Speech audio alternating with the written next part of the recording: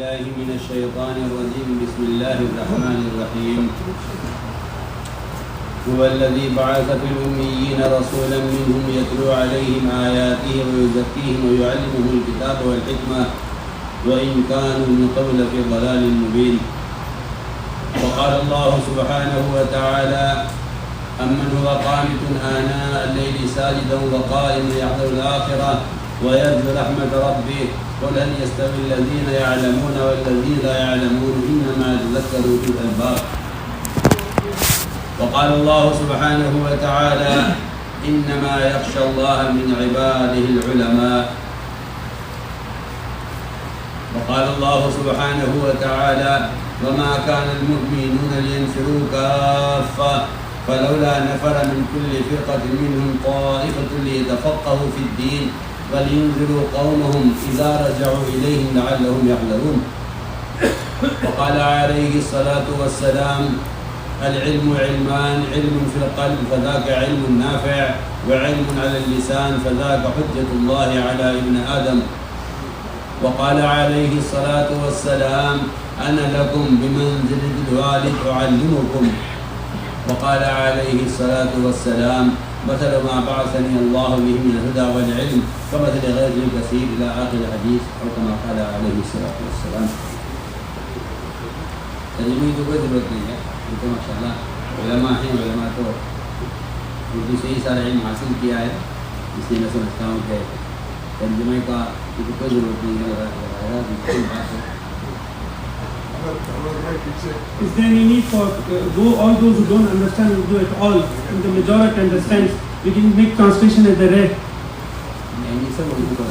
All understand Urdu as a thing. Not all understand.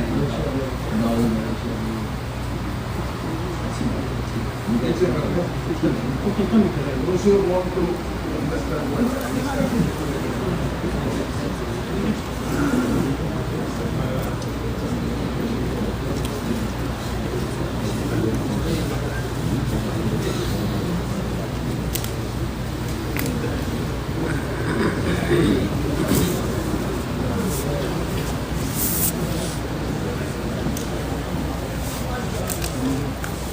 میں انتہائی محترم بزرگ دوست عزیز ہوں، ایک بہت بنیادی اور اہم بات یہ ہے کہ امت تک علم کے پہنچانے کا جو ایک نبوی ضابطہ ہے، جس کو اختلاط اور صحبت کہتے ہیں،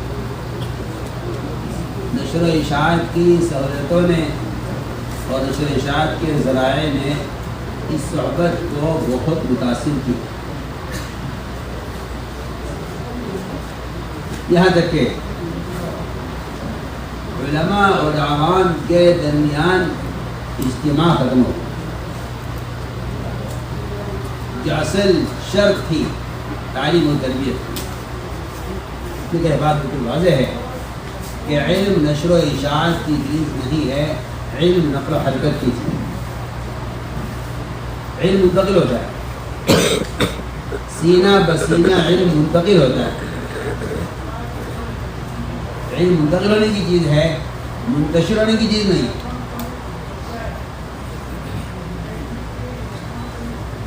علم منتقل ہونے کی چیز، اور اس کے منتقل ہونے کے لیے صحبت شرط ہے.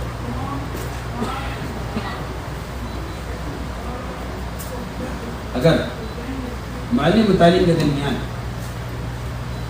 ذرائع اور واسطے حائل ہو گئے ہیں تو تربیت کا جو اصل مقصد، اصل تربیت کی جو شرط ہے، اصل اجتماع، وہ اجتماع ختم ہو گیا.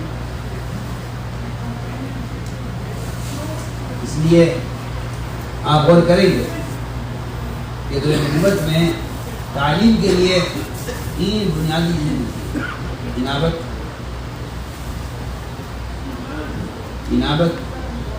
ہجرت اور صحبت.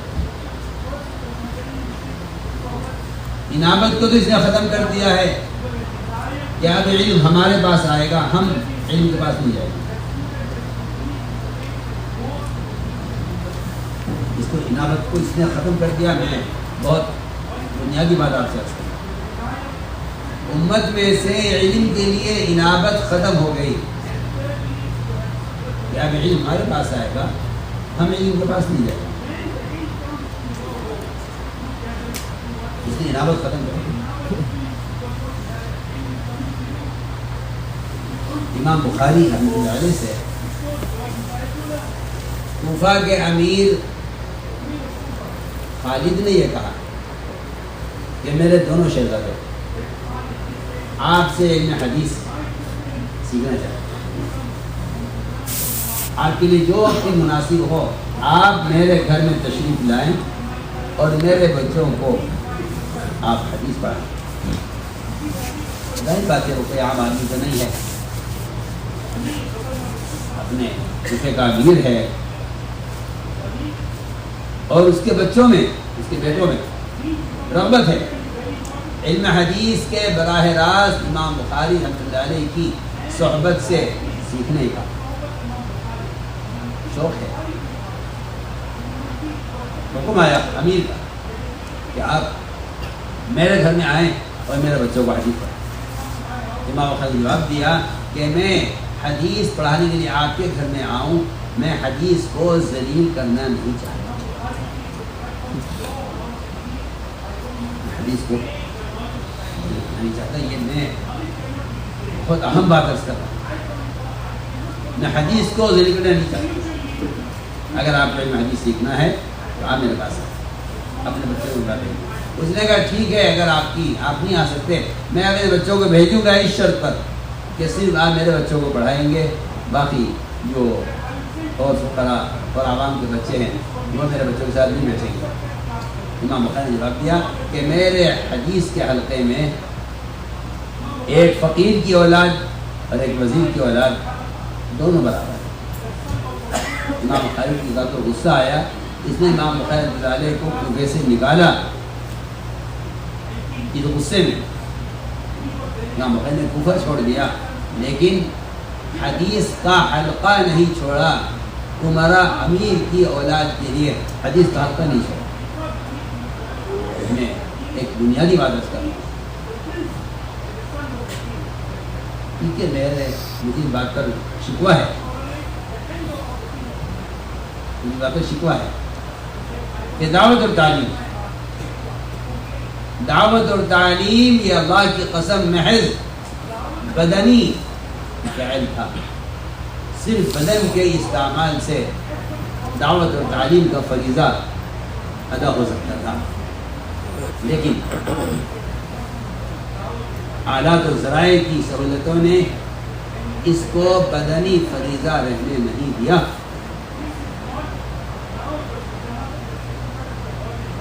دونوں کا بدن استعمال معلم متعلم،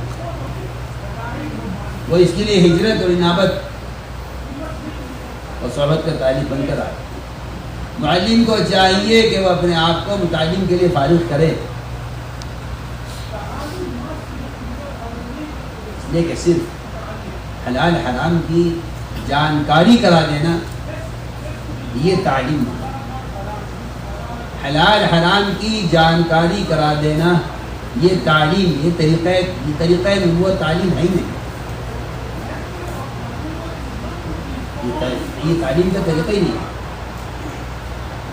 یہ ایک معلومات ہے جو میں آپ سے کہتا ہوں کہ ایک کافر کو بھی یہ معلومات حاصل ہو سکتی ہے کہ اسلام میں شراب پینا حرام ہے، سود کھانا حرام ہے، زنا کرنا حرام ہے، جھوٹ بولنا گناہ ہے، یہ ایک کافر کو بھی یہ معلومات حاصل ہو سکتی ہے۔ اصل مقصد ہے تعلیم سے تربیت، حرام سے بچنے، حلال پر چلنے کی استعداد پیدا ہونا، یہ تعلیم کا مقصد اور موضوع ہے۔ ایک صاحب کو زنا کا تقاضا ہوا، وہ آیا آپ کے پاس آ کے سوال کیا کہ مجھے زنا کی اجازت دیجیے، آپ کا تعلیم کا حلقہ یہ ہے کہ آپ نے اس کو مسجد میں سمجھایا، وہ کہتا ہے میرے دل میں زنا کی نفرت پیدا ہو گئی، اسی لیے میں کہا کرتا ہوں کہ یہ جاننا کہ نامحرم کو دیکھنا حرام ہے، یہ جاننا کہ نامحرم کو دیکھنا حرام ہے یہ علم ہے، یہ جاننا کہ سود کھانا حرام ہے یہ علم ہے، یہ جاننا کہ نامحرم کو دیکھنا حرام ہے یہ علم نہیں ہے، یہ معلومات ہے۔ علم یہ ہے کہ یہ نامحرم سے نظر کو پھیر لے، علم یہ ہے کہ نامحرم سے نظر کو پھیر لے تو یہ عالم کہلائے گا، اور اگر یہ نامحرم کو دیکھ رہا ہے تو اس کے پاس معلومات ہے، علم اس کے پاس ہے، کیونکہ قرآن نے تو حصر کے ساتھ کہا، قرآن نے حصر کے ساتھ کہا انما یخشی اللہ من عباد العلماء، اس کے سوا کوئی بات نہیں ہے کہ اللہ کے بندوں میں سے اللہ سے ڈرنے والے صرف علماء ہیں۔ معلوم ہوتا ہے کہ علم خشیے کے ساتھ مشروط ہے، علم خشیے کے ساتھ مشروط ہے۔ میں نے عرض کیا کہ یہ اس کی بنیادی شرط ہے، اس کی بنیادی شرط وہ صحبت اور انابت ہے۔ ہمارے اس سارے علماء کی نقل حرکت پر جو اصرار ہے،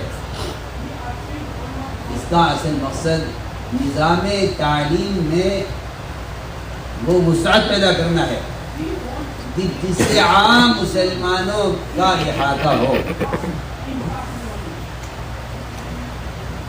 ہم تعلیمی نظام کو صرف طالبین تک محدود رکھنا نہیں چاہتے، ہم تعلیمی نظام کو طالبین تک محدود رکھنا نہیں چاہتے۔ ہمارے علماء کی نقل حرکت عوام کی تعلیم اور ان کے ساتھ اختلاط، یہ خروج کا علماء کے خروج کا اصل مقصد ہے۔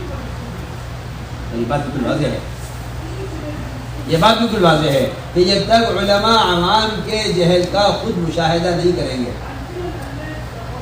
وہ کیفیت، وہ غم، وہ کیفیت، وہ غم اور وہ غصہ جو عوام کو واپس لے جائے ہدایت کی طرف اور اللہ تعالیٰ کی عبادت کی طرف، یہ چیز عوام کے جہل کا خود مشاہدہ کیے بغیر یہ چیز ممکن نہیں۔ اس لیے صاف روایت ہے، مشکل کی روایت ہے، آپ نے لیس الخبر کالمعائنہ، لیس الخبر کالمعائنہ، یہ روایت آپ نے بڑے اہتمام سے بیان کی اور فرمایا صحابہ سے کہ لیس الخبر کالمعائنہ، میں نے قرآن کی آیت پڑھی تھی، یہ علماء کا جو نفر ہے اللہ کے راستے کا، اس نفر کا اصل مقصد عوام کے جہل کا معائنہ اور خود مشاہدہ کرنا ہے۔ اس لیے قرآن نے یہ تفقہ کا استعمال کیا ہے، یہ فقہ کا استعمال نہیں کیا کہ وہ دوسروں کو سکھلائیں سمجھائیں، بلکہ یہ تفقہ کا استعمال کیا ہے کہ عوام کے جہل سے اور عوام کی ارتداد کا مشاہدہ کر کے اپنے علم میں رسوخ پیدا کریں۔ سب سے زیادہ راجح تفسیر اس کی ہے، اور اس آیت کی تفسیر مشکوٰۃ شریف کی روایت سے ہوتی ہے۔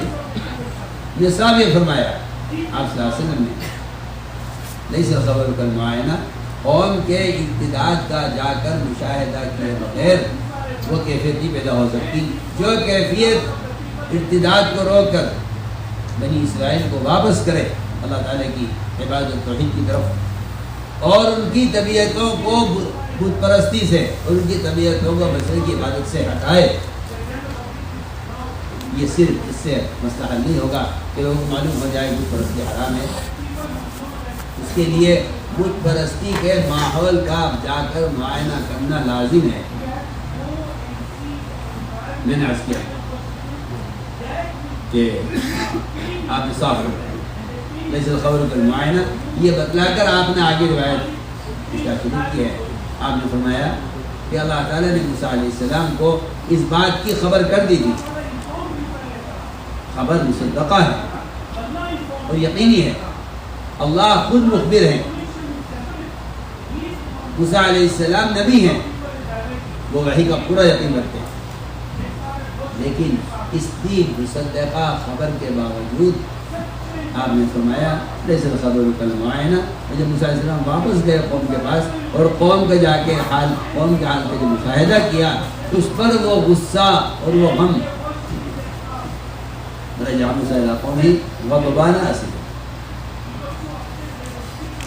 موسیٰ علیہ السلام نے قوم کو واپس کیا اللہ کی عبادت کی طرف اور اس بچڑے کو جس کی پوجا پر بنی اسرائیل جمع ہو گئے تھے اس کو ختم کر کے اپنے دریا میں بہایا. اس کا ایک مثال عرض کر رہا ہوں کہ اصل مقصد علماء کے اس راستے میں نکالنے کا اصل مقصد یہ تھا یہ صاف فرمایا جیسے خبر کا قوم کے ذات کی خبر کا مل جانا یہ معائنے اور مشاہدے کے برابر نہیں ہے. اس لیے نفر کا جو اصل مقصد ہے وہ اصل نفر کا مقصد تعلیم امت کو عقائد کی فرائض کی تعلیم دینا یہ اصل نفر کا مقصد ہے. تو میں نے عرض کیا کہ یہ نقل و حرکت کا کام ہے یہ صرف نشر و اشاعت سے یہ علمی استفادہ ممکن نہیں ہے.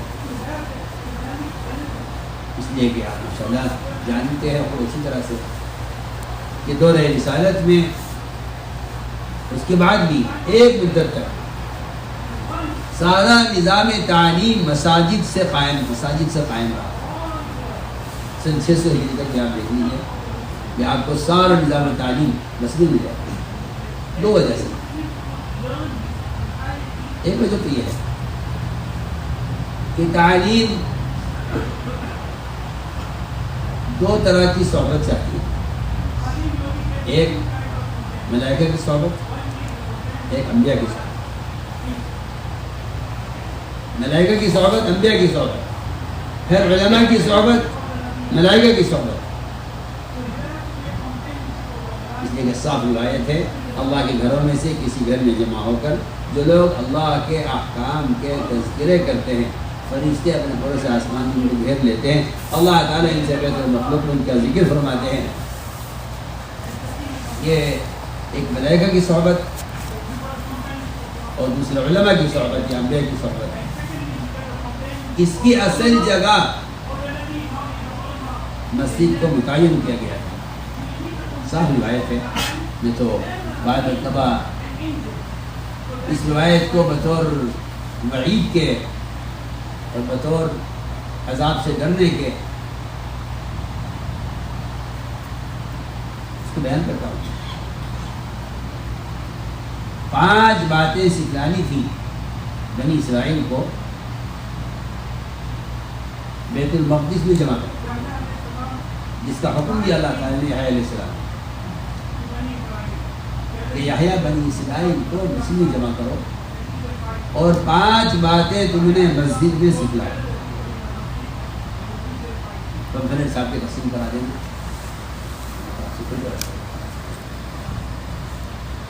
پمفلیٹ صاحب کو تقسیم کرا دو. لوگوں تک علم بھیج دینا یہ کوئی نظام تعلیم ہے. آپ لوگوں کو مسجد میں جمع کریں آپ کریں کسی طرح مسجد میں جمع کر کے آپ انہیں 5 باتیں خود سکھلائیں جس میں اللہ کے حضور شریک نہ کریں عقائد نماز قائم کریں زکات ادا کریں رمضان کا روزہ رکھیں فرائض. ایک فرمایا کہ اللہ کا ذکر کریں. یہ 5 باتیں بنی اسرائیل کو سکھلانے کا حکم دیا گیا یحییٰ علیہ السلام کو. یحییٰ علیہ السلام کسی کام میں مشغول تھے. عیسیٰ علیہ السلام کو اندیشہ ہوا اس بات کا کہ کہیں اس میں تاخیر نہ ہو جائے اس امر میں. تو عیسیٰ علیہ السلام نے کہا کہ یحییٰ اگر تم مشغول ہو تو یہ کام نہیں کر سکتے. جیسے میں عیسیٰ اگر یہ کام تم نے کیا میں نے نہ کیا اگر یہ کام تم نے کر دیا میں نے نہ کیا تو اللہ مجھے ذل میں دھسائیں گے اللہ مجھے عذاب دیں گے. میں اس روایت کی وجہ سے اس بات سے ڈرتا ہوں. یہ علماء مساجد کو فرائض اور عقائد کے سکھلانے میں نعوذ باللہ میں کسی کو متهم نہیں کرتا، اس میں تساہل یا اس میں تکاسل برتیں، تو یہ کیونکہ امت کی ارتداد کا اصل سبب ہے، اس میں تساہل ہے۔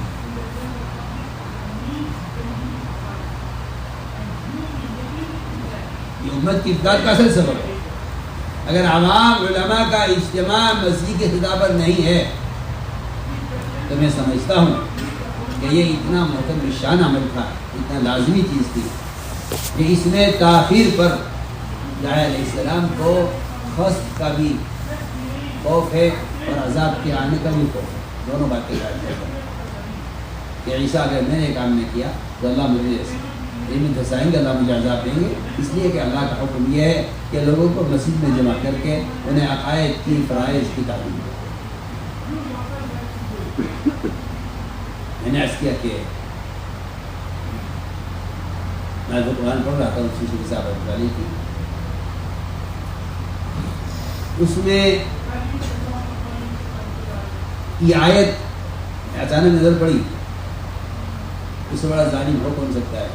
جملہ استفہامی انکاری علماء جانتے ہیں، جملہ استفہامی انکاری وہ تعبیر لے لایا جاتا ہے، فمن اظلم، اس سے بڑا ظالم ہو کون سکتا ہے؟ منع مسائل اللہ کرتی ہے، اس کو صحابہ کرا۔ اس آیت کے ذیل میں حضرت علی رضی اللہ عنہ نقل کیا، حضرت علی فرماتے رضی اللہ تعالیٰ عنہ کہ شرافت انسانیت کے کاموں میں سے، شرافت انسانیت کے کاموں میں سے ایک کام یہ ہے کہ ہر مسجد میں علماء کی ایک جماعت تشکیل کی جائے، اتنے علماء ایک مسجد میں ہوں جو اس مسجد کے اطراف میں رہنے والے تمام مسلمانوں کی تعلیم اور تربیت کے لیے کافی ہوتا ہے۔ یہ اس آیت کے ذیل میں ہے، اس سے بڑا ظالم ہو کون سکتا ہے جو مسجدوں کو ویران کرنے کی کوشش کرے اس آیت کے ذیل میں۔ اسی لیے ہمارے یہاں گشت 3 فرائض پر امت کو جمع کرنے کے لیے عملی طور پر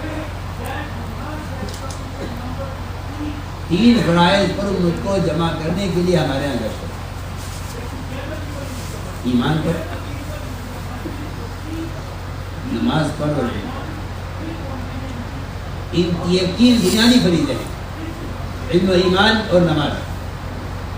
ان 3 فرائض پر امت کو جمع کرنے کے لیے گشت ہے۔ اس آپ غور کر لیجیے کہ ایمان کے بارے میں تو امام بخاری رحمۃ اللہ علیہ صاف فرماتے ہیں کہ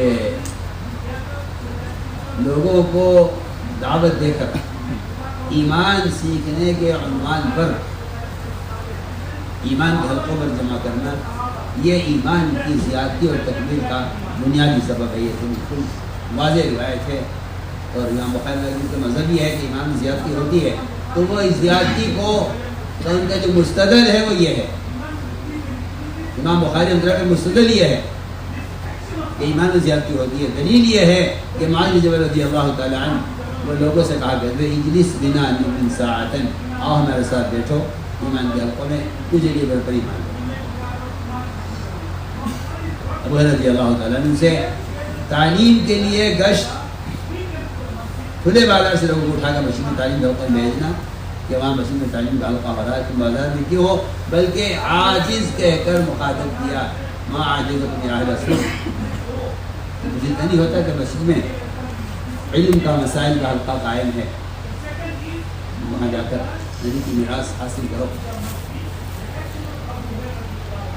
نماز کے لیے بلال رضی اللہ تعالیٰ عنہ کا گھر گھر پر گشت کرنا، اس زمانے میں جب کوئی نماز منافق کو نہیں چھوڑتا تھا، اس زمانے میں اکثر مسلمان کی نماز سے غافل ہے، تو میں نے عرض کیا کہ یہ 3 بنیادی مقصد ہیں تبلیغ میں، گشت کے 3 بنیادی مقصد، علم، ایمان اور نماز۔ یہ 3 کاموں کی پر امت کو جمع کرنے کے لیے مسجد سے باہر کی یہ ساری محنت اور مطلب کریں۔ اسی لیے اذا قضیت الصلاۃ فانتشروا فی الارض وابتغوا من فضل اللہ، اس پر سب نے ہی یہ تفسیر بیان کی ہے کہ جب نماز ہو چکے تو آپ تجارت کر سکتے ہیں،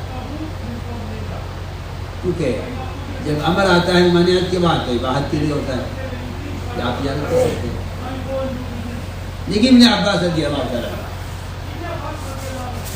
کیونکہ علم کی لائن کے آدمی ہیں، ان کی تفسیر یہ ہے کہ اس سے طلب رزق مراد نہیں ہے، اس سے طلب علم مراد۔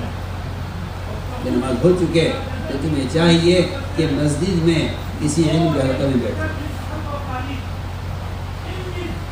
فرماتے ہیں کہ اس سے طلب علم مراد ہے، طلب رزق مراد نہیں ہے۔ کیوں؟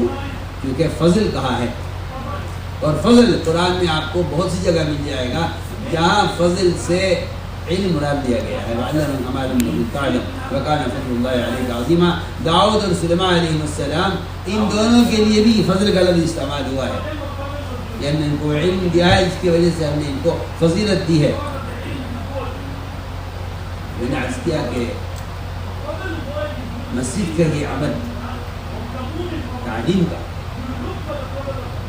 اسی لیے شروع سے بات عرض کی تھی کہ علم وہ نشر و اشاعت کی نہیں بلکہ نقل و حرکت کی چیز ہے، اور علم منتقل ہونے والی چیز ہے صحبت کے ذریعے۔ عوام دنیاوی مشاغل کے ساتھ انفرادی طور پر علم حاصل کرنا چاہتے ہیں، اور اللہ بھی معاف کرے، اللہ بھی معاف کرے۔ علماء کے ذہن میں یہ ہے، علماء کے ذہن میں یہ ہے کہ ہم نے کتاب ان کو لکھ کر دے دی ہے، یہ اس کتاب کے مطابق عمل ہے۔ جبکہ تعلیم کا اصول یہ ہے صلو کما رأیتمونی اصلی، کہ نماز پڑھو جس طرح مجھے پڑھتا ہوا دیکھ رہے ہو۔ آپ فریضہ نماز کی تعلیم اپنے بدن سے دے رہے ہیں، اپنے عمل سے۔ آپ نماز کی تعلیم اپنے عمل سے دے رہے ہیں۔ ہمارے سلو کما رأیتمونی اصلی، نماز اس طرح پڑھو جس طرح مجھے پڑھتا ہوا دیکھ رہے ہو۔ یہ اشارہ ہے اس بات کی طرف، یہ اشارہ اس بات کی طرف ہے کہ علماء کو چاہیے کہ عوام کے درمیان رہ کر، عوام کو چاہیے علماء کی صحبت میں رہ کر ان سے عملی دین حاصل کریں۔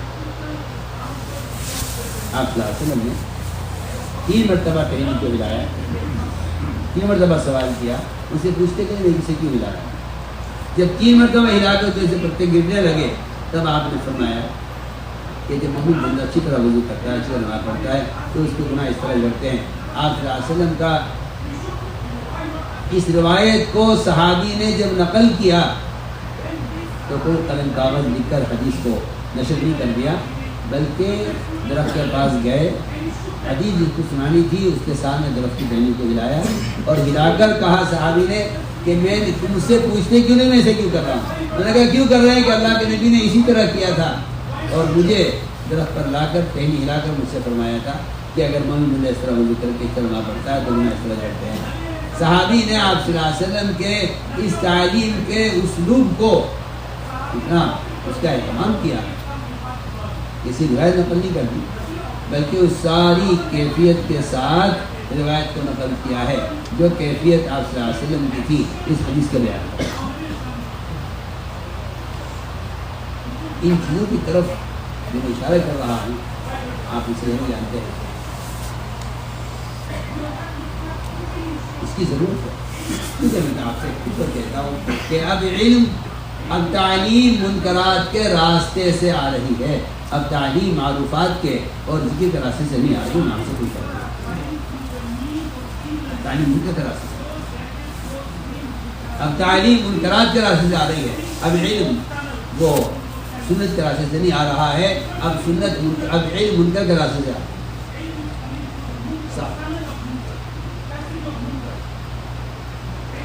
اب علم منکر کے راستے سے، اور آپ کہتے ہیں یہ تعلیم کا طریقہ ہے، ہم کہتے ہیں یہ منکر کا راستہ ہے، یہ گناہ کا راستہ ہے، یہ غفلت کا، اس لیے کہ علم ذکر ہے اور ذکر تبتل چاہتا ہے۔ ذکر تو جائز چیزوں سے تبتل کا حکم کرتا ہے، ذکر کا تقاضا ہے، ذکر کا تقاضا ہے کہ جب آپ علم حاصل ذکر کریں تو آپ اللہ کے غیر سے پوری طرح کٹ جائیں۔ علم افضل ذکر ہے، علم خود ذکر ہے، قرآن نے جگہ جگہ علم کو ذکر کہا ہے، سارے قرآن کو ذکر کہا گیا ہے، سارے احکامات کا مجموعہ اس کو ذکر کہا گیا ہے۔ ذکر وَإِنَّا لَهُ لَحَافِظُونَ، ذکر تبتل چاہتا ہے، ذکر تبتل چاہتا ہے جائز چیزوں سے۔ تو پھر آپ اندازہ کر لیجئے کہ اعلیٰ تلاوت علم اور اعلیٰ منکر، اس سے اس علم کے ذکر کا کیا تعلق ہو سکتا ہے، جبکہ ذکر جائز چیزوں سے تبتل کا حکم دے رہا ہے کہ آپ سارے جائز چیزوں سے آپ تبتل اختیار کریں۔ جب آپ علم حاصل کریں تو پوری طرح علم میں یکسو ہو جائیں۔ آپ چل رہا سن معاذ آپ کے ردیف ہیں، ایک ہی سواری پر سوار، پیچھے آپ سے لگے ہوئے چل رہے ہیں۔ آپ 3 مرتبہ یا معاذ یا معاذ یا معاذ 3 مرتبہ متوجہ کرنے کے بعد انہیں بیان کر رہے ہیں کیا وجہ ہے۔ اس لیے کہ علم ذکر ہے جو تذکیر چاہتا ہے، ذکر ان ذکر تنفع المؤمنین، کہ آپ یاد دلائیے، تذکیر میں نفع ہے۔ میں ساتھ عرض کرتا ہوں کہ جب تک تذکیر ایک شخص بذات خود تذکیر کا حق نہ ادا کرے اس وقت تک اس کی کوئی تحریر مؤثر نہیں ہے۔ اس لیے اچھا تعلیم تذکیر ایک چیز ہے، تعلیم تذکیر ایک چیز ہے جس میں آلات اور ذرائع کا قطعاً کوئی دخل نہیں۔ تعلیم تذکیر ایک چیز ہے جس میں آلات ذرائع کا کوئی دخل نہیں۔ میرے دوست ہم بھی کہتے ہیں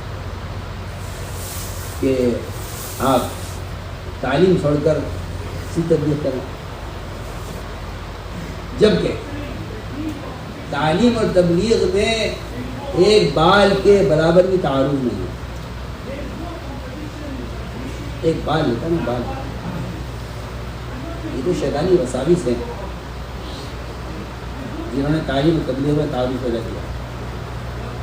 تعلیم تبلیغ میں کوئی تعارض نہیں ہے، آنے والوں کو سکھلانا تعلیم ہے، جا کر سکھلانا تبلیغ ہے۔ بلغوا عنی ولو آیا، یہ اس بات کی سری علامت، سری دلیل اس بات کی کہ جا کر لوگوں کو سکھلانا یہ بھی تعلیم کا ایک فریضہ ہے، اور آنے والوں کو سکھلانا یہ بھی تعلیم کا ایک فریضہ ہے۔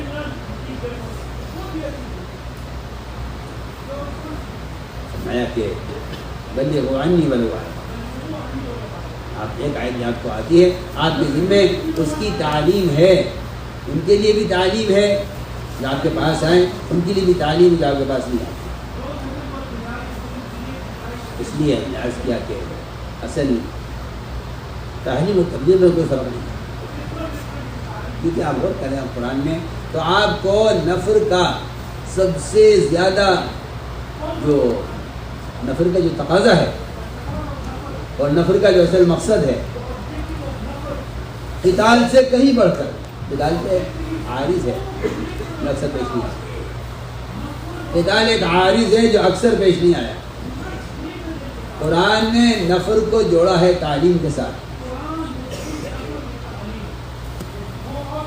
نفر کو جوڑا ہے تعلیم کے ساتھ، اسی لیے میں نے قرآن کی آیت پڑھی تھی کہ علماء، اور یہ آیت علماء سے متعلق ہے، علماء کی ایک جماعت کو چاہیے کہ وہ اللہ کے راستے کا نفر کرے اور نکلے۔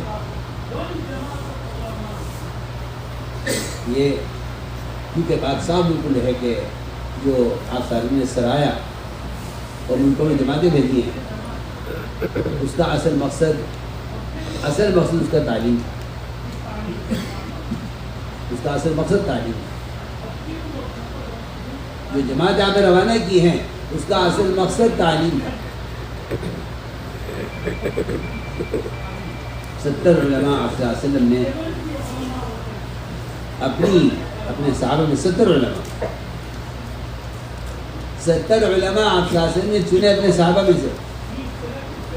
اور آپ صلی اللہ علیہ وسلم نے 70 علماء اہل علم کے مطالبے پر انہوں نے کہا کہ ہمارا اسلام آ گیا ہے، علم نہیں آیا ہے، لہٰذا آپ ہمارے یہاں جماعت بھیجیں جو آ کر ہمیں دین سکھلائے.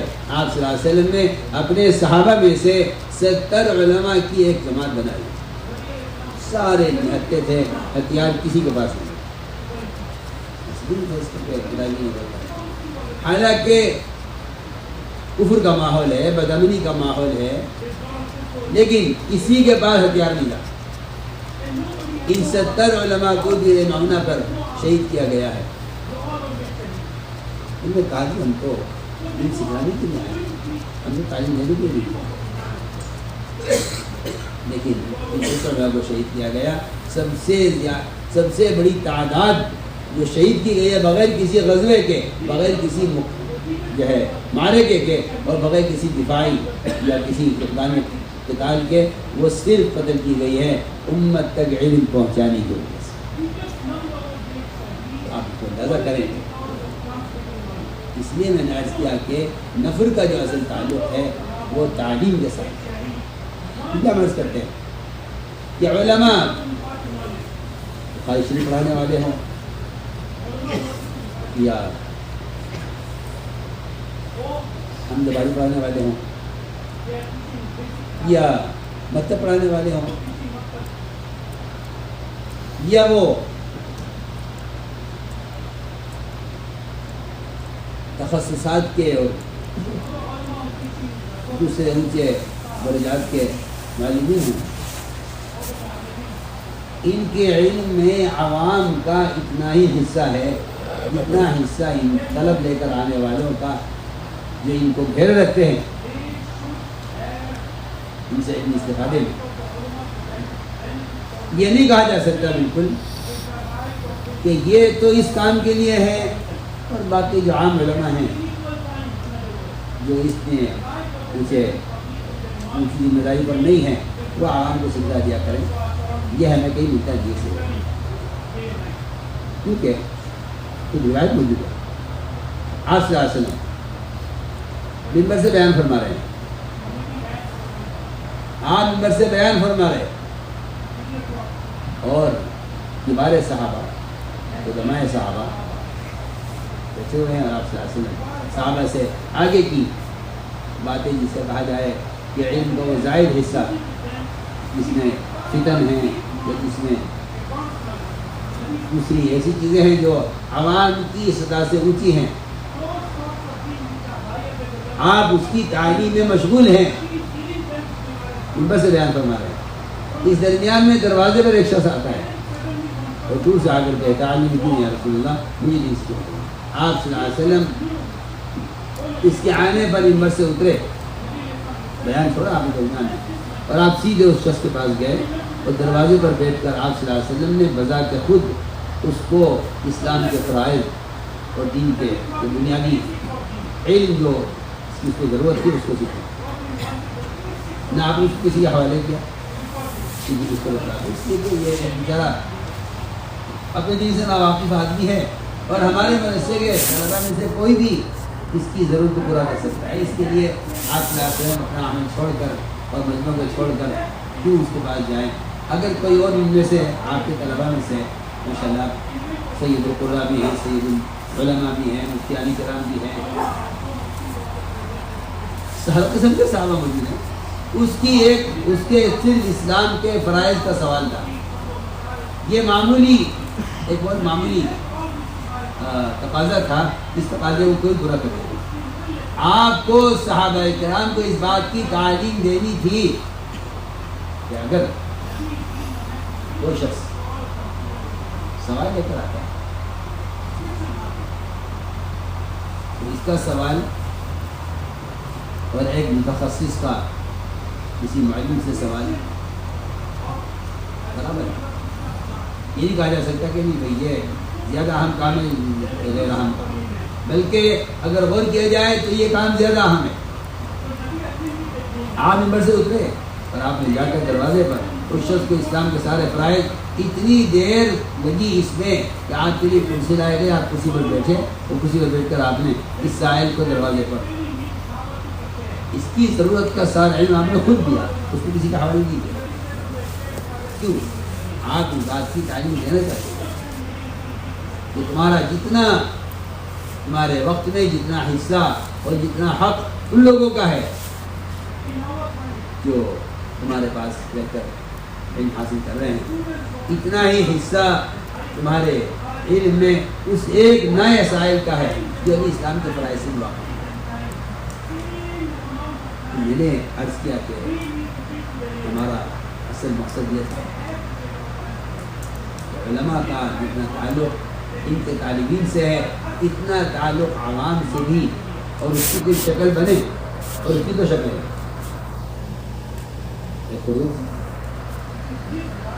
امام بخیر علی نے اس پر بڑے اہتمام سے باب قائم کیا ہے کہ علماء کو چاہیے کہ وہ اپنے علم کو ظاہر کریں۔ عوام کو پتہ چلے گا کہ بس علم ہے۔ کسی صحرا میں لوگ پیاسے بیٹھے ہوں اور آپ پانی وہاں سے چھپا کر گزر جائیں، یہ ان کی جان کو خطرے میں ڈالنا ہے۔ اس پانی والے کو چاہیے کہ ان صحرا میں بیٹھنے والے پیاسوں کو بتائے کہ میرے پاس پانی ہے، اگر کوئی پوچھا میرے خیال میں اتنا بڑا ظالم یہ نہیں ہے جو ان پیاسوں سے پانی چھپا کر گزر جائے، اور اتنا بڑا ظالم وہ نہیں ہے جو ان پیاسوں کو پانی بیچ کر ان کو پانی پلائے۔ میں بہت حق بات کرتا ہوں، اس سے بڑا ظالم وہ شخص ہے جو ایک جاہل کے پاس سے گزر جائے اور اس جاہل کو نظر چلے کہ یہ عالم ہے، اور اس عالم کو یہ فکر نہ ہو کہ یہ جاہل ہے، میں اس کو اس کی ضرورت کا علم اس تک پہنچاؤں۔ میرا عزیز آپ کے جو ملک امریکہ کے رہتا یہ کیا عرض کروں، ایک جہل کا عالم، ایک جہل کا عالم۔ یہ سب سے بڑا جہاد ہے کہ آپ کسی طرح بھی یہ تمام اجناس، چاہے ہندوستان یا پاکستان، سب سے بڑھ کر عرب، اگر علماء نے ان عوام کی طرف توجہ نہ دی تو میں کہتا ہوں کہ امتداد کے اور عقائد کے بگڑنے کے جتنے مواقع یہاں ہیں اس میں میرا خیال مواقع وہاں ایک صحابی ایک ملک کے لیے کافی ہے، اس لیے کہ وہ نقل و حرکت کے ذریعے اپنے علم کا تعارف علی کا معمول تھا۔ 6 مہینے خروج میں، 6 مہینے مقام پر، ان کے طلباء کی تعداد کا اندازہ کر لیجئے۔ طلباء نے ان کے چھینک کا جواب دیا تو بادشاہ یہ سمجھا میرے ملک پر دوسرے ملک نے حملہ کر دیا ہے۔ ان کے طلباء کی چھینک کا جو جواب تھا اس کے شور سے بادشاہ گھبرا کر محل سے باہر آ گیا کہ میرے ملک پہ کسی نے حملہ کر دیا، حالانکہ یہ صرف ان کے طلباء کی چھینک کے جواب کا شور تھا۔ اتنی بڑی تعداد طلباء کی، اس لیے جو 6 مہینے سفر کرتے تھے حج کے ساتھ، ان کے علم سے لوگ متعارف ہوتے تھے۔ میں نے عرض کیا کہ یہ نہیں کہتے کہ آدمی تعلیم چھوڑ کر نکل جائے، بلکہ اس کو تعلیم کا آدھا حصہ سمجھے۔ میں جو کہہ رہا ہوں اس کو اپنی تعلیم کے نظام کا آدھا حصہ سمجھے کہ آدھا حصہ میرے نظام تعلیم میں طالب علم کا ہے اور آدھا میرے نظام تعلیم کا آدھا حصہ غیر طالب علم کا ہے۔ اس لیے میں تصور کرتا ہوں کہ عوام کو کتابوں کے حوالے نہیں کرنا ہے، عوام کو علماء کے حوالے کرنا ہے۔ عوام کو کتابوں کے حوالے نہیں کرنا ہے، عوام کو علماء کے حوالے کرنا ہے۔ لیکن پہلی بات یہ تعلیم اصل میں صحبت اور تعلیم جو ہے وہ تربیت کا ماحول چاہتی ہے۔ اس لیے میں بہت تاکید سے کہتا ہوں، میرے نزدیک سب سے بڑا نقصان یہ ہے کہ علماء بہت ہیں، علماء بہت ہیں اس ملک میں بھی، دوسرے ممالک میں بھی، لیکن مشکل مصیبت یہ ہے اور سب سے بڑا المیہ یہ ہے کہ ہر عالم معلم نہیں، ہر عالم معلم نہیں ہے، یہ المیہ یہ ہے کہ ہر عالم معلم نہیں ہے۔ حضور اکرم صلی اللہ علیہ وسلم نے ہر عالم کو معلم بنایا تھا، بلکہ حدیث ہے خیرکم من تعلم القرآن وعلمہ۔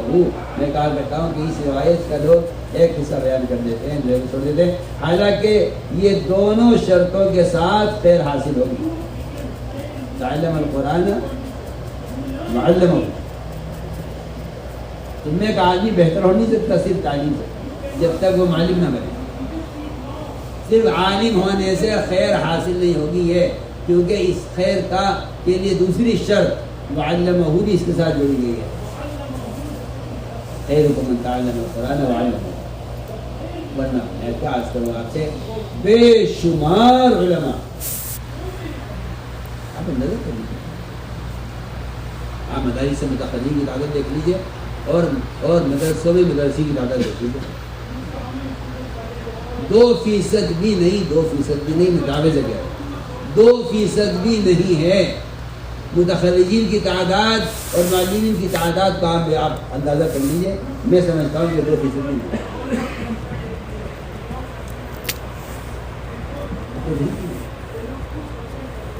میں ابھی بمبئی میں تھا، وہاں اجتماع تھا قرآن علماء سے مذاکرہ ہوا، میں نے پوچھا، میں نے بتایا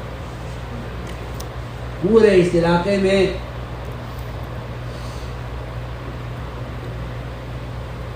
کتنے فیصد علماء تعلیم مشغول ہیں؟ پتہ یعنی 70% علماء وہ تجارت کرتے ہیں، 70% جن کے پاس امت کی امانت ہے۔ ہماری ایک جماعت سال کی وہ کام کر رہی تھی عرب ملک میں، ملاقاتیں کرتے کرتے کرتے کرتے بالکل دیہاتوں میں، یہاں پہاڑوں میں بکریاں چرانا اور کھیتی باڑی کرنا کام ہے لوگوں کو، بالکل دیہاتوں میں نہیں گئی۔ ہم نے تاکید کی ان سے کہ آپ زیادہ شہر میں اور حرموں میں نہ رہیں بلکہ دیہاتوں میں جائیں۔ ایک علاقے میں گئے، وہاں ایک بہت بڑا مزرعہ تھا کسی بڑے مالدار کا، اس کا بڑا باغ تھا۔ وہاں پہنچے، ملاقات کی، انہوں نے کام کیا، دکھایا، بات چیت ہوئی۔ یہ ہمارا باغ ہے، اس میں 400 یا 450 کتنے آدمی بتایا اس نے کہ اس میں ملازم ہیں، کام کرتے ہیں۔ جماعت ملاقاتیں کرتے کرتے دیکھا کہ ایک شخص اوپر درخت پہ چڑھا ہوا تھا کھجور کے، اس کی کچھ اس کو ٹھیک کر رہا تھا، اس کی اصلاح کر رہا تھا۔ میں نے سلام کیا، کسی کر آیا، کہاں سے آیا؟ جماعت سال میں چل رہی ہے، جماعت سال میں چل رہی ہے۔ پوچھا ہے جماعت نے، آپ یہاں اکثر یہاں تقریباً 6 سال ہو، 6 سال سے میں اس کے باغ میں پانی دے رہا ہوں۔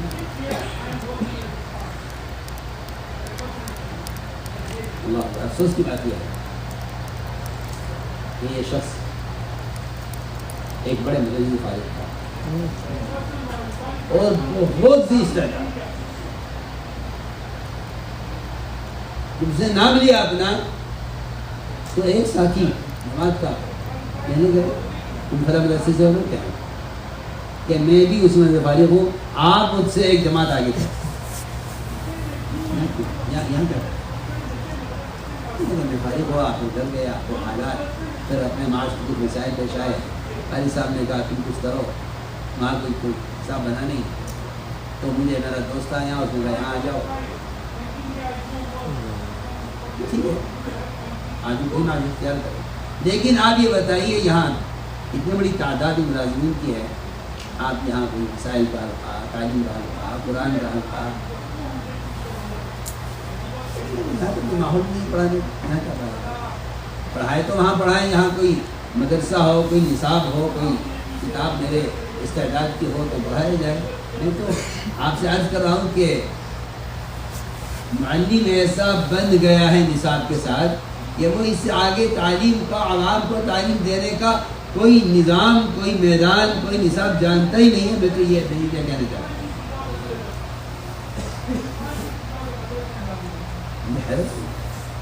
مجھے یقین نہیں آیا، نہیں بند کر رہے، مجھے یقین نہیں آیا. میرے اپنے ساتھ یہ معاملے پیش آئے، اسی وجہ حیران کو. میں ایک ایئرپورٹ پر بیٹھا ہوا تھا، فلائٹ کی انتظار پہلے لگا دے رہی فلائٹ میں، اور وہ یہاں بیٹھ جائیے، انتظار میں بیٹھا ہوا تھا. ایئرپورٹ کا عملہ کام کرتے ہی ہے. تو ایک صاحب جو ہے وہ پینٹ شرٹ پہنے ہوئے اور اس حال کے آئے، لیکن داڑھی تھی. مجھے اس کے چہرہ دیکھ کر محسوس ہوا کہ عالم اس لیے کہ علم کا نور تو چھوٹتا نہیں ہے. میری زبان سے بے ساختہ بے ارادہ نکل گیا کیا عالم. حالانکہ وہ ایئرپورٹ پر آنے والے بہنا مہمانوں کے لیے صفائی کر رہا تھا، کھانا رکھتا تھا، لا کے ٹیبل صاف کرتا تھا. ایک عام ملازم ہوتا ہے، کسی عہدے پر نہیں ہے، کسی بڑے کام پر نہیں تھا ایئرپورٹ پر، بلکہ ایک عام ملازم کی حیثیت سے میرے اس سوال پہ وہ رو گیا. کہ آپ نے عجیب اس سے سوال کر دیا. وہ رویا اور رو کر اس نے یہ کہا کہ میں نے پڑھا ہے، فلاں مدرسے کا فارغ ہوں، اور یہ میری تخصص تک کیا، افتاء تک کیا، اور کرنے کے بعد جب واپس گیا کیونکہ آگے کوئی نظام تعلیم نہیں ہے. میں سوال کرتا ہوں، مجھے کوئی ایک ڈاکٹر ایسا بتلا دو دنیا میں جس نے 15 سال ڈاکٹری پڑھی ہو اور وہ ڈاکٹری نہیں پڑھا. اس کی اپنی پوری زندگی کا اس کا عزم یہی ہے کہ میں مر جاؤں گا لیکن ڈاکٹری کرتے کرتے مروں گا. ہمارا فارغ ہونے والا پوچھتا ہے کہ میں کیا کروں گا، فارغ ہو گیا.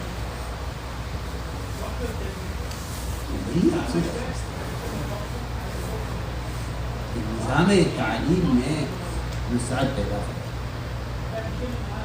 ہمارے یہاں مساجد میں صرف فضائل کی تعلیم اصل ہے.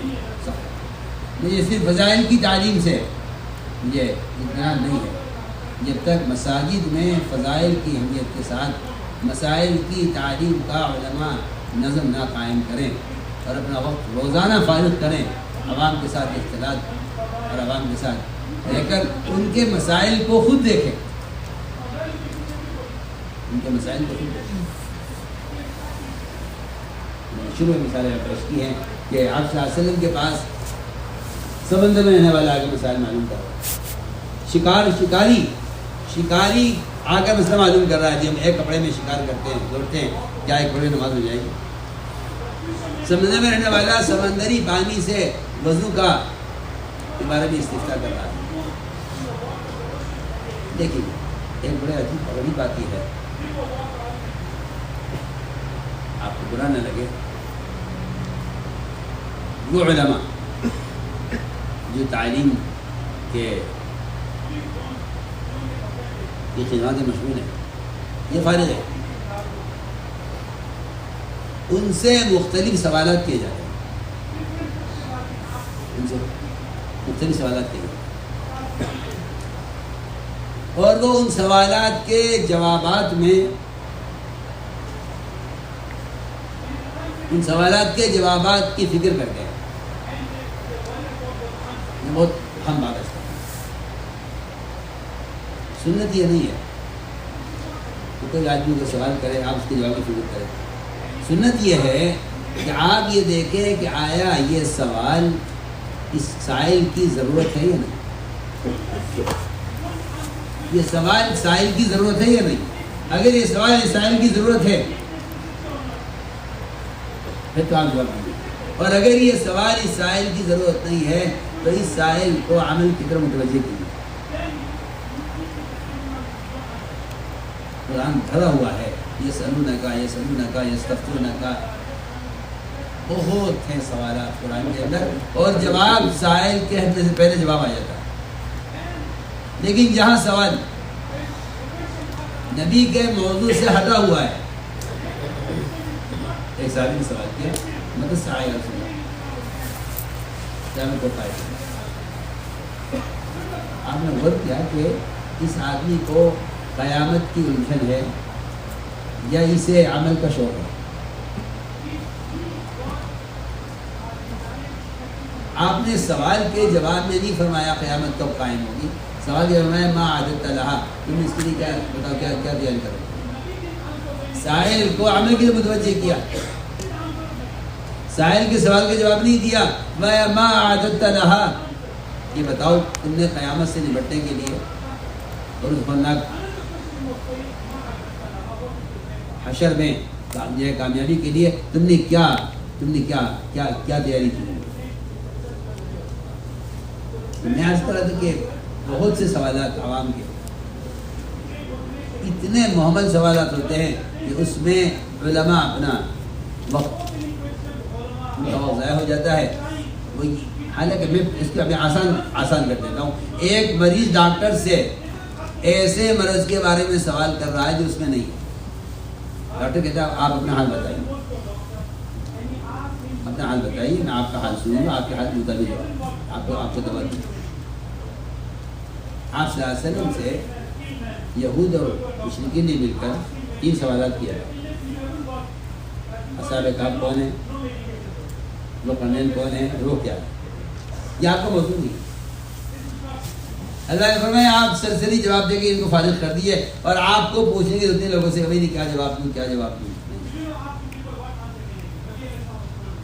اور اس کا جواب بھی جب آیا آسمان سے آیا، اس سوال کے جواب ایک روایت میں 15 دن بعد آیا، ایک روایت میں 1 مہینے کے بعد جواب آیا. 1 مہینے کے بعد جواب آیا کیونکہ یہ سوال آپ کا موضوع نہیں ہے. ایک سوال ایک یہودی نے کیا، ایک سوال یہودی نے کیا آپ سے، وہ آپ کا موضوع تھا. اسے سوال کیا کہ زمین کے ٹکڑوں میں سے کون سا اللہ کا محبوب ہے، کون سا مقبول ہے، آپ کو معلوم نہیں تھا. جبرائیل فوراً جواب لے کر آئے اور آ کر کہا کہ اللہ تعالیٰ کا مجھے آج اتنا قرب ملا ہے کہ اس سے زیادہ قرب مجھے کبھی نہیں ملا. اور یہ جواب لے کر آئے کہ اللہ تعالیٰ کو سب سے محبوب جگہ مسجد ہے اور سب سے محبوب جگہ بازار ہے. یہ جواب فوراً آ گیا کہ آپ کو موضوع ہے. میں عرض کر رہا تھا کہ عوام کے سوالات نہ سائل موجود ہے نہ مسئول یہاں موجود ہے. ہوا میں سوالات ہو رہے ہیں، ہوا میں جوابات ہو رہے ہیں. آپ کسی مریض کی نظر پر ہاتھ رکھے بغیر دوا نہیں لکھتے. اور آپ اس دین کے بارے میں سائل بھی غائب ہے، مسئول بھی غائب ہے. ہم آپ سیاست کے مجلس میں ایک آدمی نے سوال کر دیا کہ اللہ حج ارسال کرنا ہوگا، آپ نے اعراض کیا. دوبارہ کہا حج ارسال کرنا ہوگا، آپ نے اعراض کیا. انہوں نے کہا میں پوچھ رہا ہوں حج ارسال کرنا ہوگا. فرمایا تم یہ سوال کیوں کر رہے ہیں؟ تم یہ سوال کرو کہ حج کیسے کرنا ہے، کب کرنا ہے. مجھے ایک 20 کا ٹکڑا میں عرض کرتا ہوں جس میں تعلیم کا طریقہ اور ادب بتایا گیا ہے. ضروری ما ترکتکم، یہ اتنا بڑا اصول ہے. یہ 2 لفظ دعونی ما ترکتکم یا ضروری ما ترکتکم، کہ تم مجھ سے ایسی بات کے بارے میں سوال مت کرو جس کے کرنے کا میں تمہیں حکم نہیں دیا. اس بارے میں سوال کرو جس کے کرنے کا میں تمہیں حکم دیا. اس لیے تعلیم کا ایک اصول ہے، یہ تعلیم کا ایک اصول ہے کہ سائل کے سوال پر غور کیا جائے کہ آیا یہ اس کی سننے کا سوال ہے یا نہیں. اگر نہیں ہے تو اس کے ذہن کو اس سے ہٹا کر اسے عمل کی طرف اور جو علم مطلوب ہے اس طرح متوجہ کیا. میں نے عرض کیا کہ عوام میں سوالات بہت ہیں، ان کے سوالات بھی غائبانہ ہیں، جواب غائبانہ ہیں، کوئی اختلاف ہی نہیں ہے عوام کا اور علماء کا، تو کیسے صحیح جواب ہو، کیسے صحیح سوال پوچھا جائے؟ اس لیے عوام کا علماء کا جو رشتہ ہے وہ ڈاکٹر اور مریض کی طرح ہے، ڈاکٹر اور مریض کی طرح۔ علماء کے لیے مسجدیں کلینک کی طرح ہیں اور عوام ان سے علاج کے محتاج وہ مریضوں کی طرح ہیں۔ اصل ہمارے سارے کام کا اصل مقصد یہ ہے کہ علماء میں اور عوام میں قرب پیدا ہو اور عوام اور علماء کے درمیان اختلاط بڑھے اور ان میں اجتماع بڑھے، تاکہ علماء کے ذریعے عوام کی تعلیم و تربیت، یہ اصل قرب کا اصل مقصد بھی ہے۔ اس لیے بہت سا وقت علماء کا وہ آپس میں دوسرے کی تردید میں ظاہر ہو رہا ہے، بہت سا وقت ایک دوسرے کی تردید میں بہت سا وقت ظاہر ہو رہا ہے۔ ہمارے علم کا وقار یہ ہے کہ علماء کی پر تردید نہ کریں، بلکہ ایک عالم کو اگر دوسرے عالم کی بات پر اشکال ہے تو اس کا ادب اور طریقہ یہ ہے کہ وہ اس سے تنہائی میں ملاقات کرے، اس سے تنہائی میں ملاقات کرے اور یہ کہے کہ آپ نے جو یہ بات کہی ہے، آپ نے یہ بات کہاں سے کہی؟ بہت ممکن ہے کہ اس کے پاس دلیل ہو اور آپ اس دلیل سے ناواقف ہوں اور آپ اس کی تردید، کیونکہ اب تو تردید اتنی کھل کر ہوتی ہے ان حالات کی وجہ سے، کیونکہ اب مجلس امانت رہی نہیں، مجالس امانت نہیں رہی، ان حالات نے مجالس کی امانت کو ضائع کر دیا ہے، جبکہ حکم یہ ہے کہ مجالس امانت، کہ مجلس امانت ہے، بات دخل ہو جاتی ہے، بات دخل ہو جاتی ہے فوراً۔ اگر کسی کی بات پر اشکال ہو تو فرمایا کہ اس سے تنہائی میں وقت لے کر اس سے سوال کیا جائے کہ آپ نے یہ بات فرمائی ہے، یہ بات کہاں سے؟ اس لیے کہ بسا اوقات ایسا ہوتا ہے کہ سننے والا کہنے والے کی مراد تک پہنچتا نہیں ہے، کیونکہ میرا یہاں ایک اصول ہے، اصول یہ ہے کہ سننے والے کے مفہوم کا اعتبار نہیں ہے، کہنے والے کی مراد کیا ہے؟ سننے والے کے مفہوم کا اعتبار نہیں ہے، کہنے والے کی مراد کا اعتبار ہے، یہ کہنے والے کی مراد معلوم کرو، اسی کیا کہ سننے والوں نے مفہوم میں خطا کی، سننے والوں نے مفہوم میں خطا کی ہے، انہوں نے کہا جی سبانا سبانا، انہوں نے ان کو خطا کر دیا، اللہ کر دیا، وہ کہہ رہے سبانا، انہوں نے کہا اسلمنا نہیں کہا ہے، اس لیے ہم آپ کے سبانہ کہنے کا اعتبار نہیں کرتے۔ آپ کو چاہیے کہ اگر آپ کو کوئی لفظ بولا جا رہا ہے تو آپ بولنے والے سے اس لفظ کی مراد معلوم کریں۔ بہت امانت کی طرح آپ سے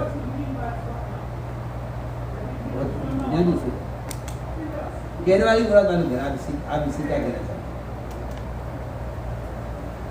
کہنے والی کی اگر مراد معلوم ہو جائے تو اشکال دور ہو جائے، کہنے والے کی مراد تک پہنچتے نہیں ہیں۔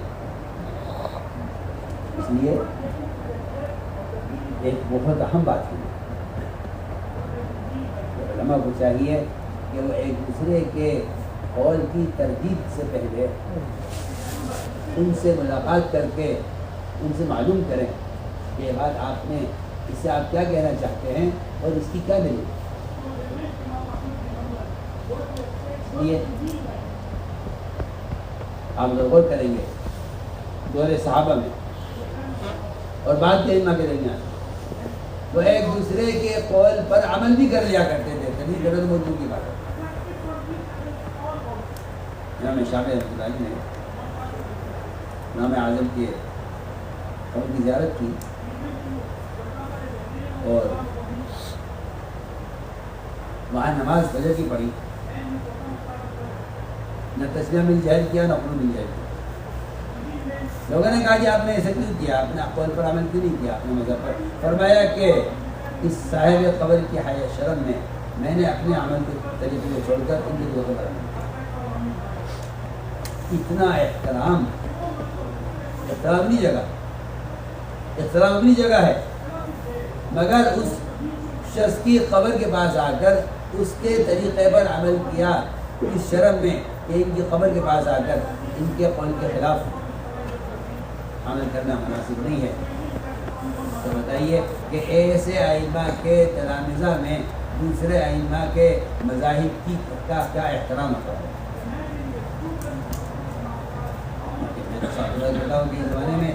اس زمانے میں لوگ استعداد علمی اسرائیل کو سمجھتے ہیں کہ آپ شافعی کے قول کا رد کرتے ہیں، شافعی آپ کے قول کا رد کرتے ہیں، اور وہ اپنی دلیل ساتھ کو دلیل توڑ دیں، اپنی ساتھ کو دلیل توڑ دیں۔ میرے نزدیک ایک دوسرے کی دلیل کا مقابلہ کرنا سنت کا مقابلہ کرنا ہے، اس لیے کہ شافعی کا بھی سنت ہے، حنفی کا بھی سنت ہے، حنابلہ کا بھی سنت ہے، مالکی کا بھی، سب کے پاس سنتیں ہیں، سب کے پاس سنتیں ہیں۔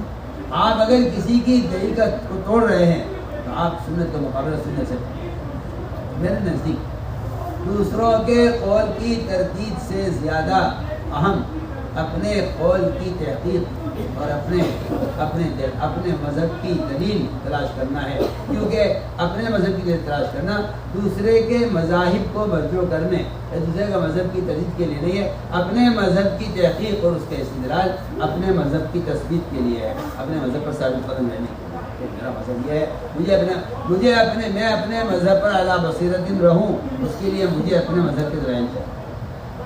میں محسوس کر رہا ہوں کہ کچھ ایک ایسا مزاج بن گیا لوگوں کا کہ وہ اپنے مذہب کی تحقیق سے زیادہ دوسرے کے مذہب کی تردید میں اپنی صلاحیتیں ضائع کر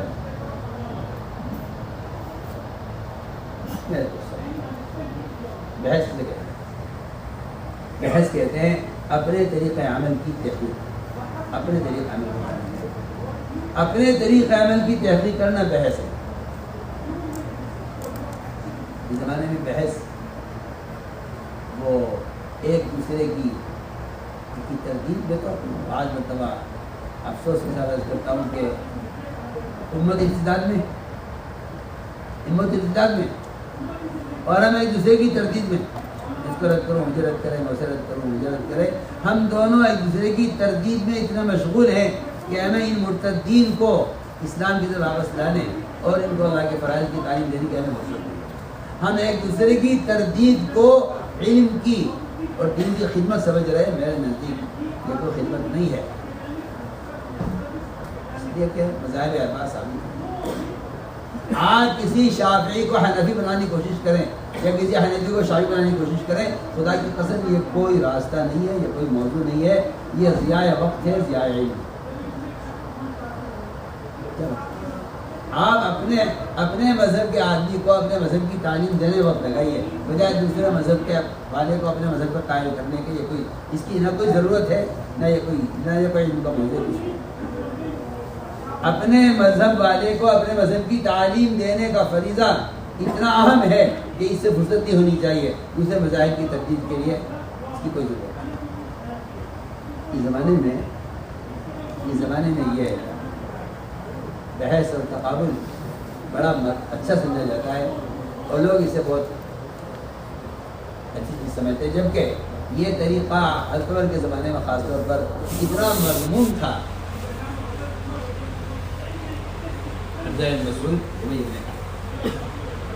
دونوں سے ملتے تھے، دونوں کے دونوں بحث کر رہے تھے آپس میں کہ ایک کرتے میں نماز، ایک کپڑے میں نماز سنے، دو کپڑے میں سننے تھے، یہ دونوں بحث ہو رہی تھی۔ وہ اپنی دلائل پیش کرے، دلائل پیش کرے، اس کو رد کرے، اس کو رد کرے۔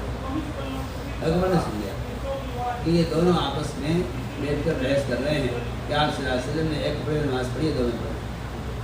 اکبر کو غصہ آ گیا، تو میں آج کے بعد اگر میں نے دیکھا کہ تم دونوں اس میں بحث کر رہے ہو تو جو سزا سننے آئے گی وہ سزا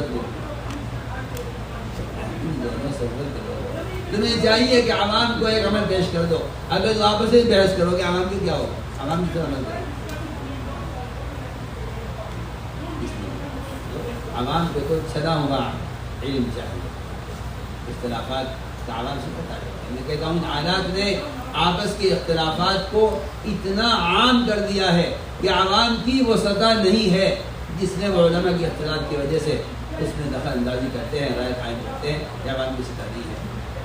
عوام کو تو اس ماحول سے بہت دور رکھنا چاہیے کہ عوام کو اپنی ضرورت کا علم حاصل کرتے ہیں، اور علماء ایک دوسرے کی ترتیب میں اپنے وقت کو ضائع کرنے کے بجائے علماء ان عوام کو اپنے صاحب کہتا ہوں کہ ہر مذہب والے کو چاہیے اپنے مذہب کی تحقیق کرے، اپنے مذہب کی تعلیم دے،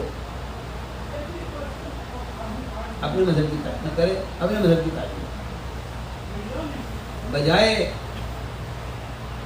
اب مدارس کا رخ پڑ گیا ہے یہ کہ دوسرے مذاہب کی ترتیب میں طلبہ دلائل تلاش کرتے ہیں۔ میں تو جا کے طلبہ سے کہتا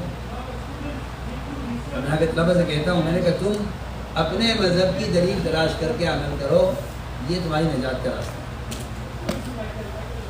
بجائے اس کے کہ تم اپنی استعداد اس کو سمجھو کہ ہم اپنی دلیل سے شوابی کو رد کر دیں اور حنابلہ کو رد کر دیں۔ یہ کوئی علم کا موضوع نہیں ہے، اور یہ ساری سنتوں پر عمل کی ایک ہی شکل ہے کہ مذاہب اربعہ پر ہر مذہب والے عمل کریں، اس طرح ساری سنتوں پر عمل کی ایک ہی شکل ہے۔ اگر آپ ایک مذہب کی رد کر کے ایک مذہب کو بنانا چاہیں گے تو آپ سنت کے ایک حصے کو چھوڑ دیں گے۔ میں تو کہتا ہوں ائمہ مذاہب کا یہ اختلاف رحمت اس لیے ہے کہ اس سے ہر سنت پر عمل ہوتا ہے۔ شعبہ نے یہ سنت لے لی، حنبل نے یہ سنت لے لی، حنابلہ نے یہ سنت لے لی، مالک نے یہ سنت لے لی، سارے مل کر سنتوں پر عمل کر رہے ہیں۔ اگر ایک کے طریقے پر عمل ہوتا تو خبر نہیں کتنی سنتیں معمول بہا نہیں نہ رہتی۔ میرے نزدیک تو ساری سنت عمل کی شکل یہ ہے کہ ہر مذہب والے اپنے مذہب کی تحقیق بھی کریں، اپنے مذہب کی تعمیل بھی کریں، اپنے مذہب کی تعمیل اپنے مذہب پر عمل بھی کریں، اپنے مذہب پر لوگ اپنے مذہب کی تعلیم کریں۔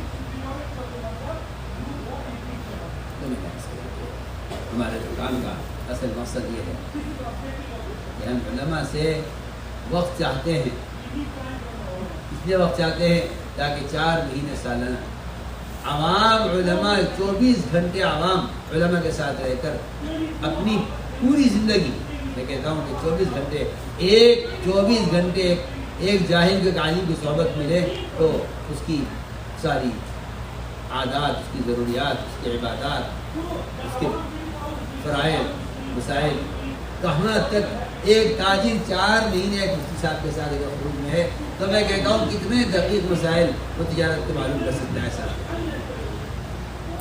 ہمارے یہاں اصل مقصد خروج کا وہ نظام تعلیم کو اثر دینا ہے۔ اس یہی وجہ ہے کہ آپ صلی اللہ علیہ وسلم نے صاف وعید سنائے علماء کو، فرمایا کہ علماء جاہلوں کو دین سکھلائیں ورنہ علماء کو دنیا میں سلا دوں گا۔ 1 بار 2 بار 3 بار آپ نے فرمایا علماء صاحب۔ ہماری کیا غلطی ہے؟ ابھی طریقے ہم کیوں ہلاک کیے جائیں گے؟ وہ عوام ہمارے پاس آتے نہیں سیکھنے کے لیے، ہم تو تیار بیٹھے ہیں سکھانے کے لیے، ہم فارغ ہیں سکھلانے کے لیے، یہ عوام آتے نہیں سیکھنے کے لیے۔ آپ نے ایک مرتبہ بھی ان کا عذر قبول نہیں کیا، آپ اپنی بات کو دہراتے رہے، یہاں تک علماء صاحب نے عرض کیا کہ اللہ میں 1 سال کا موقع دیجیے، جہاں جہاں اسلام پہنچ گیا نہیں پہنچا میں نہیں پہنچا۔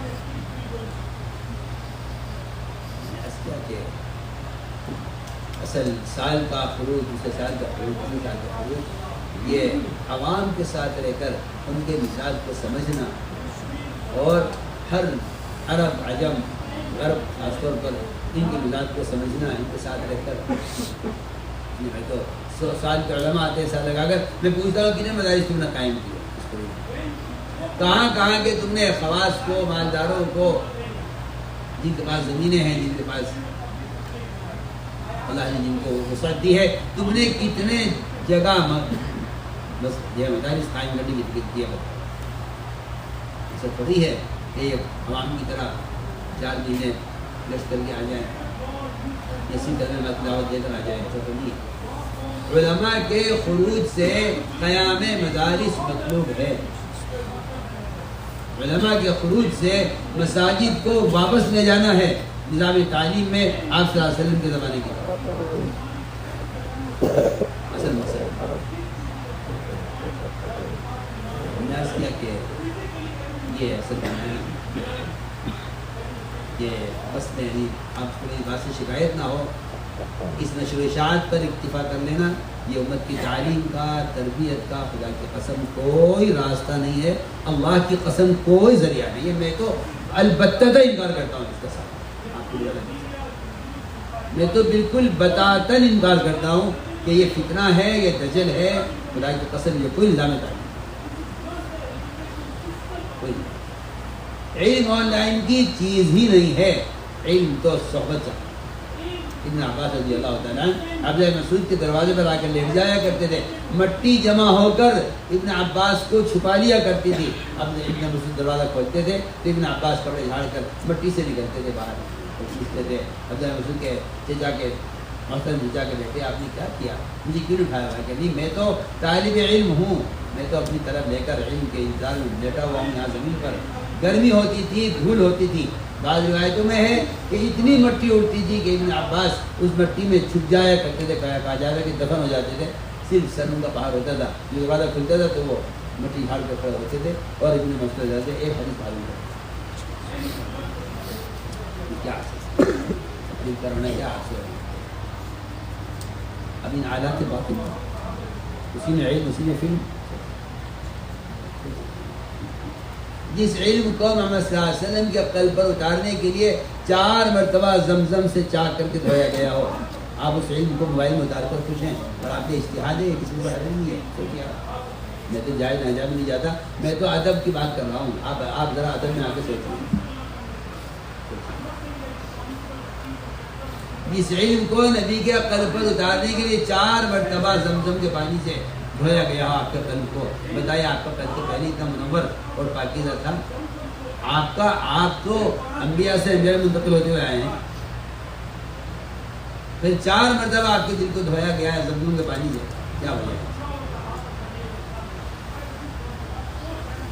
آپ اس علم کو موبائل میں اتار کر آپ کہاں علماء کی صحبت، کہاں نبی کی صحبت سے صحابہ نے علم لیا، کہاں تابعین کی نے صحابہ کی صحبت سے علم لیا، کہاں اس موبائل کی صحبت سے لوگ علم حاصل کر رہے ہیں۔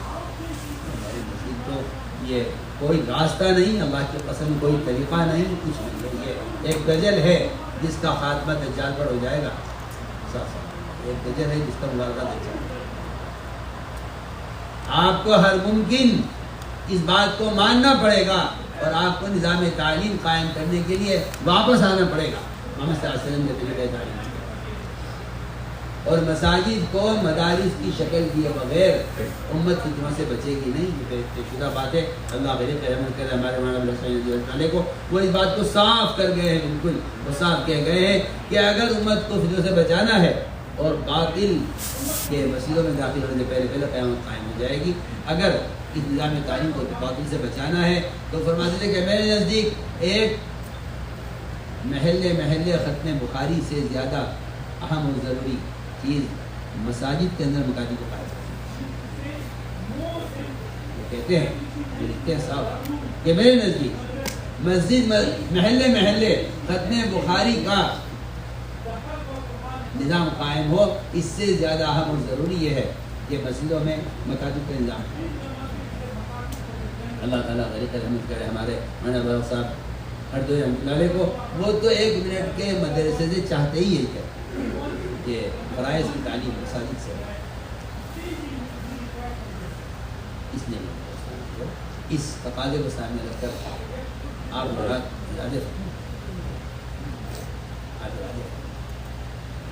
ہمارا ہرگز مقصد نظام تعلیم میں خلل پیدا کرنا، میں تو صاف طور سے کرتا ہوں کہ علماء کا خروج تو قیام مدارس کے لیے ہے، تو پھر یہ مدارس میں خروج حارج کیسے ہو سکتا ہے؟ ہاں میں نہیں کہتا کہ آپ سبق چھوڑ کر جائیں، سنت یہ ہے کہ متبادل کا انتظام کر کے نہیں کریں۔